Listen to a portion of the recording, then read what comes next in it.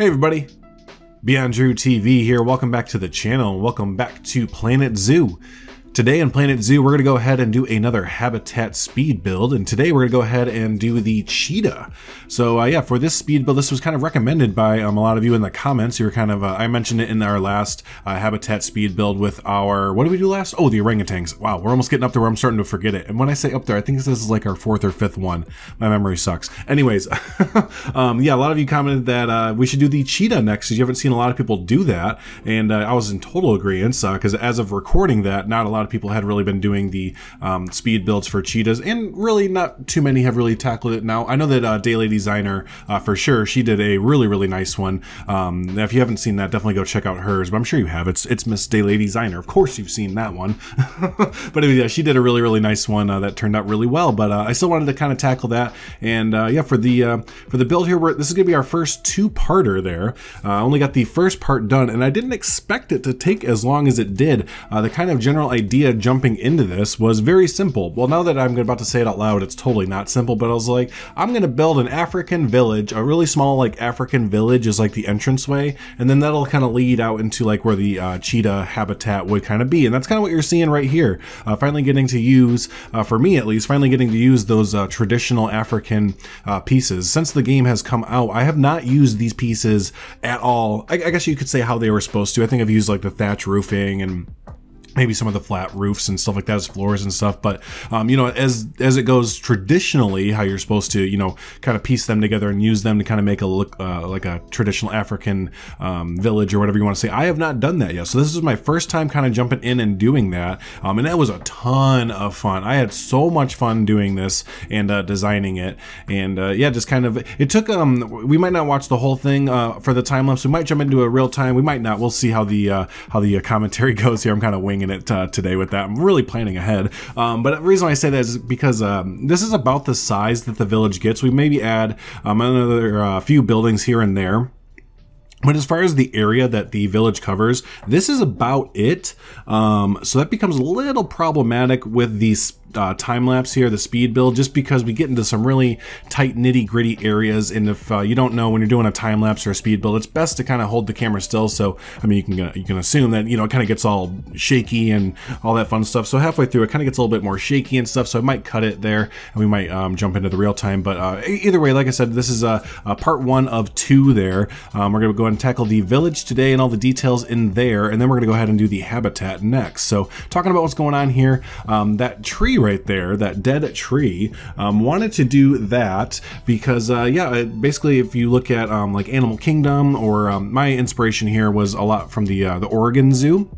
And I've taken inspiration from the Oregon Zoo before. I just need to really take a deep dive and look at that zoo, because apparently it is amazing. But yeah, at the because we did the elephant enclosure that we've done before, that was from the Oregon Zoo as well. But yeah, so the basic cheetah area for the Oregon Zoo kind of has this not up to this, I guess you say, theme or scale at all. That's pretty much just like 2 round African styled buildings with like some educational centers. But that's kind of what we were taking the inspiration from here, was the Oregon Zoo. And just kind of, yeah, taking some of their key points here for that. So some of these structures that were, oh, I'm sorry, that's what I was talking about, the tree. I got distracted, woohoo. The tree there, it's supposed to be a dead baobab tree. Now we have a live baobab trees. Hopefully I'm pronouncing that correctly.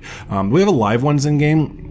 For whatever reason, we don't have the dead ones, or at least I'm pretty sure they're dead. They look like it in all the concept art and images and everything like that. But that's kind of like, for me at least, that's like, I associate dead baobab trees more so than alive ones almost. Probably because for those of you that don't know, I used to work at Walt Disney World down in Florida, so I'd get to go and visit Animal Kingdom Park all the time. And you know, in there, their kind of central main hub, it kind of looks a little bit like this. Theirs is more of a more contemporary, I guess you'd say, African village. This is kind of like an old world one, I guess you'd say. But yeah, they kind of have, for some of their centerpieces, for their African area, they have some of the dead baobab trees. So anyways, to make that, we just took the kapok, K-A-P-O-K tree that we have in game, and flipped it upside down. So flipped it upside down and kind of added in, I think there's 3 of them, 3 or 4 of them at different heights. And that's kind of what we did to make the look of the dead baobab tree. Tree. Okay. Anyways, so yeah, here we are, just kind of moving on from here. And I think, you know what, looking ahead, knowing what the footage does, we're gonna probably cut it here in just a minute and jump into real time. I do know that right there when we were kind of holding the camera that my wife actually joins, because she kind of poked her head in to let me know that dinner was ready. And I did a cut there in between that. But after dinner, she kind of came back and was like, what are you working on? I want to take a look there. So she is actually here right now as we're designing, and she's kind of helping me design because she thought it was a really cool thing. And we were just kind of talking through, and she wants to get a computer and play Planet Zoo. And I was like, yeah, we need to get another computer. And then we can hang out and you can play Planet Zoo and all that fun stuff. So anyway, that tangent there. But no, regardless, yeah, let's go ahead and take it out of this because like I said, it's going to start to get into the real nitty gritty detail work. And we're going to show all that off, but I think it'll be better in real time and it won't be as potentially nauseating for some of you. So yeah, let's go ahead and end the commentary there, and we'll see you in the real time portion.